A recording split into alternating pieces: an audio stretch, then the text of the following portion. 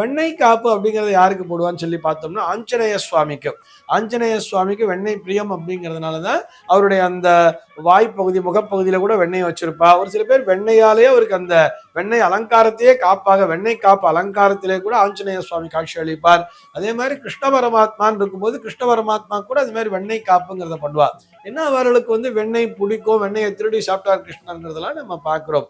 ஆனால் இந்த வெண்ணெய் காப்பு அப்படிங்கிறதா இருந்தாலும் சரி, அல்லது எண்ணெய் காப்பு என்று வந்தாலும் சரி, இதனுடைய அந்த பிசுபிசுப்பு அப்படிங்கிறது ஒன்று இருக்கும் தெரியுமா?